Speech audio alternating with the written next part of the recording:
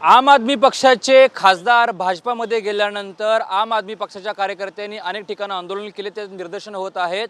मी सध्या मुंबईतील खार या 16व्या रस्त्यावरती आहे आणि याच ठिकाणी आम आदमी पक्षाचं आंदोलन होणार होतं। आणि सर्वात महत्त्वाचं म्हणजे याच परिसरामध्ये जी समोरची बिल्डिंग आहे त्याच्या पाठीच्या मागच्याच बिल्डिंगमध्ये राघव चड्डा आणि परिणिती चोप्रा यांचं निवासस्थान असल्याची माहिती मिळते आणि याच ठिकाणी आम आदमी पार्टीचं आंदोलन होणार होतं आणि त्यामुळे त्याच्या अगोदरच पोलिसांनी या ठिकाणचा बंदोबस्त वाढवलेला आहे। हा रोड वाहतुकीसाठी पूर्णपणे बंद करण्यात आलेला आहे, फक्त रहिवाशांनाच आतमध्ये सोडलेलं जातं आहे आणि जे आंदोलन करणार होते त्यांना पोलीस अगोदर डिटेन करून पोलीस स्टेशनला घेऊन गेल्याची माहिती मिळते।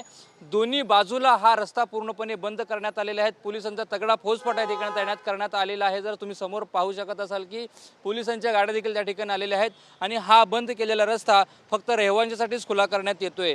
त्यामुळे आता हे जे आम आदमी पक्षाचे कार्यकर्ते आहेत त्यांना कधी सोडलं जातं किंवा ते आंदोलन कसं करतात हे पाहणं महत्त्वाचं असणार आहे। मात्र आम आदमी पक्षाचे जे कार्यकर्ते आहेत जे खासदार सोडून गेले त्यांच्या विरोधात देशभरामध्ये निदर्शनं करत आहेत। हरभजन सिंग यांच्या घराबाहेर देखील गद्दार हे अशा प्रकारचे शब्द लिहिण्यात आले होते आणि त्यानंतर आता मुंबईतील खार रोड परिसरामधील हा 16वा रस्ता आहे आणि याच ठिकाणी राघव चड्डा यांच्या निवासस्थानाबाहेर काही अपरिचित घटना घडू नये यासाठी मुंबई पोलिसांच्या वतीनं हा पोलिसांचा बंदोबस्त तैनात करण्यात आलेला आहे। त्यामुळे आता आम आदमी पक्षाचं आंदोलन कसं पार पडेल हे पाहणं आता महत्त्वाचं असणार आहे। कॅमेरामॅन आदिल सोबत रणजित इंगळे, TV9 मराठी, मुंबई।